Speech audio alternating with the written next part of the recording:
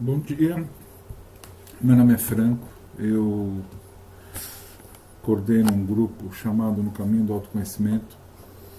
Já faz aí alguns dias que eu não gravo, até porque veio final de ano, Natal, aí eu fui para Santos e, bom, como diz a minha esposa, virei um sorvete napoletano, porque eu tô amarelo, bronzeado, barriga vermelha e braço preto, então eu tô o napoletano. Mas eu resolvi gravar hoje, especialmente hoje, cumprindo, ou melhor, descumprindo uma promessa que eu havia feito a mim mesmo de não tocar em assuntos de ligação com Deus no grupo. Porque muitas pessoas acham, ou no estado em que estão, acham que foram esquecidas, ou que Deus não existe, ou que uma religião tem que necessariamente gritar contra outra, né? Mas eu, até por promessa a um amigo meu muito querido, eu vou ter que tocar nesse assunto, né? Por que vou ter que tocar nesse assunto? Porque as pessoas que eu tenho visto sofrendo e passando por tantos e graves problemas, muitas delas sofrem de um tipo de ansiedade que me faz ter que tocar nesse assunto. Eu me lembro que há algum tempo atrás, quando eu montei o grupo, a maioria das pessoas sofriam de pânico. E eu fui para a internet, busquei textos, li, e como estudante de psicanálise, li bastante Freud, li autores pós-freudianos, né? E confesso que eu não li com muita profundidade, né, os tipos de ansiedade. Na verdade, a gente lidava mais com dois tipos de ansiedade, que eram os mais clássicos. Só que nesses últimos dias eu tenho investigado um pouco melhor e tenho visto um número excessivo de pessoas que sofrem por um tipo de ansiedade que se chama de ansiedade moral. Mas o que é essa tal dessa ansiedade moral? É quando a nossa consciência apita. E aí eu me lembro de que quando eu estudei o Charles Brenner, estudei Freud, o Charles Brenner é um autor que tem um livro bastante interessante sobre psicanálise, aliás, é um dos melhores livrinhos de resumo de psicanálise. O Charles Brenner dizia o seguinte no livro dele, que Freud, quando descreve a nossa consciência, que ele chama de superego, né? Eu digo por consciência, aquela coisinha que fica no nosso ouvido apitando, você errou, você não errou, você fez, você não fez. Então, quando ele fala a respeito da nossa consciência, ou mais precisamente o nome de superego, ele diz que o superego usa a lei de Talião. O que é lei de Talião? Causa e efeito. E eu comecei a observar as pessoas, não é? E muitas pessoas que chegavam no grupo, vamos dizer, não reagiam a absolutamente nada, investigando melhor e vendo um pouco mais o sofrimento dessas pessoas, eu comecei a perceber que, na verdade, elas não se achavam merecedoras da melhora. Interessante isso. Pessoas que estão vivas, que nasceram, muitas delas inclusive com passagens pelo espiritismo, passagens pelo catolicismo, passagens pela igreja evangélica, e etc, se achando em débito com Deus, se achando em débito com o universo, com o cosmos, com bons espíritos, em suma, cada um dentro da sua fé, óbvio. Mas por que isso, né? Até tivemos uma discussão a respeito da tal da lei de causa e efeito, que é uma lei física, que é uma lei que rege o universo, ou seja, uma lei física, uma lei que rege o universo, tentando ser adaptada ou tentando passar para uma lei espiritual, ou seja, para algo que não obedece às leis da física. Interessante, não é?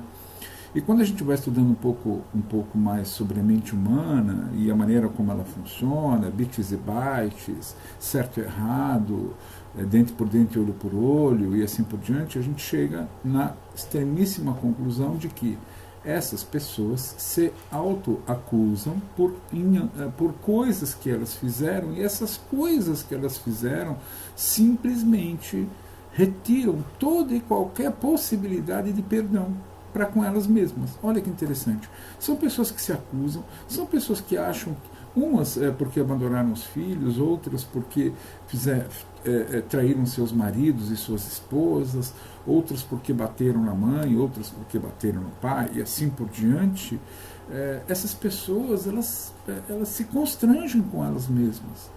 Outras porque não pagam impostos, outras porque não cuidam direito, ou seja, elas se punem, elas acham que elas merecem o castigo. E é interessante porque o mundo nunca vai deixar de castigá-las. O mais interessante não é que elas não mereçam o castigo, até nem vou entrar nesse assunto, mas de qualquer forma, parece que esse castigo nunca é suficiente. Vejam, o castigo não é suficiente. Simplesmente nada, absolutamente nada, retira aquela culpa. Algumas até dizem, olha, eu vou ter que voltar aqui 20 vezes para pagar essa culpa. E eu pergunto, ué, mas como é que você quer então viver de agora para o final da tua vida? Não é? É muito interessante isso, pessoas, muito interessante, pessoal. São pessoas extremamente atormentadas, mas não atormentadas por alguma coisa que vai acontecer, ou não atormentadas por algo de fato grave, mas por algo que já aconteceu. E elas vivem à espera de uma punição, não é? Que muitas vezes nem ocorrerá, e o pior, mesmo que ocorra, como elas estão vivendo essa vida de terror? E óbvio que uma pessoa nessas condições tem a ansiedade e o pavor como sua companheira. Mas por quê? Porque, volto a insistir, usando a lei de Talião, elas acham que elas não merecem perdão. Elas estão condenadas ao fogo do inferno. Ou estão condenadas a um umbral. Eu não sei, cada religião tem seu nome. Não é? Elas estão condenadas a voltar aqui durante 15 vidas para poder resgatar esse mal. Pois bem, por que eu, então partindo desse princípio, por que eu, Franco Antônio Catena, havia prometido não entrar nesse tema que eu vou entrar agora? Porque justamente muitas pessoas se esquecem ou irão fatalmente reagir contra uma, para mim, lei espiritual de um Deus que esteve na Terra, porque é minha fé e é minha crença, que se chamava Jesus Cristo, que pregou a graça. Franco, o que é isso? Nenhum mal, nada, não há mal, não há absolutamente pecado, não há absolutamente nada que perdure para sempre. Nada.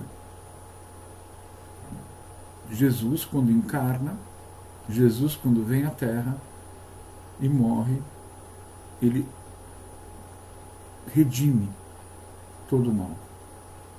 Nos redime da lei de Talião. Ao contrário, ao invés do dente por dente, olho por olho, ele estabelece a lei do amor. Alguns dirão, mas essa lei do amor é mais velha do que Jesus. Ótimo, então. Mas muitas pessoas não vivem pela lei do amor. Elas vivem pela lei de Talião. Mas, Franco, se a gente for achar que nós fomos perdoados e tudo que nós fizermos terá perdão, as pessoas vão achar que vão poder pecar, vão poder matar, vão poder roubar. A pessoa que vive pelo amor a si mesma e pelo amor ao próximo, dificilmente ela vai contrariar essa lei, porque ela vive por ela. Ela se perdoa. E aí eu volto a FT. Apesar de ser como eu me amo, eu me perdoo, eu me dou suporte, eu me amo, eu não me vejo pela lei de Talião, eu me vejo pela lei do amor, eu me vejo pelo amor. eu me amo. E a lei do amor diz que o amor cobre uma multidão, muitos, milhares, dezenas de milhares de pecados. E voltando à minha primeira gravação, a minha segunda gravação, amor é aquilo que a gente dá ao outro e a nós mesmos. E graça é o favor imerecido. O amor é a atitude de perdão e misericórdia que Deus nos dá e que nós devemos dar a nós mesmos e que nós devemos dar ao outro, sem nenhum tipo de pagamento, totalmente gratuito, totalmente imerecido. E quando eu postei sobre o Ho Oponopono, me perdoe, eu sinto muito, eu te amo e muito obrigado por aceitar o meu amor. Quando nós postamos o Ho Oponopono, era exatamente dentro desse princípio, a graça. A EFT usa a graça, o Ho Oponopono usa a graça, o cristianismo usa a graça. Se as igrejas não usam, é uma outra conversa. Se as igrejas preferem pregar o Velho Testamento, é uma outra conversa. Mas o apóstolo Paulo deixa muito claro: carregar a cruz do outro, a graça. Então, amigos, eu vou encerrando por aqui. Eu gostaria que vocês meditassem muito sobre isso. Não há absolutamente nenhum pecado, não há absolutamente nenhuma atitude, não há nada cujo efeito negativo perdure por toda uma existência e seja suficiente para que você viva o resto da sua vida nesse martírio. Por outro lado, isto não nos obriga e nem nos isenta de qualquer lei humana. Isto é uma lei pessoal, é uma lei de segurança. Eu estou usando o termo lei, não é até inapropriadamente, porque a graça não é uma lei, mas de qualquer maneira, isto nos isenta e nos permite poder ter a coragem de enfrentarmos as consequências que porventura tenhamos que enfrentar na lei humana. Porque na lei de Deus, pela lei de Deus, nós somos perdoados.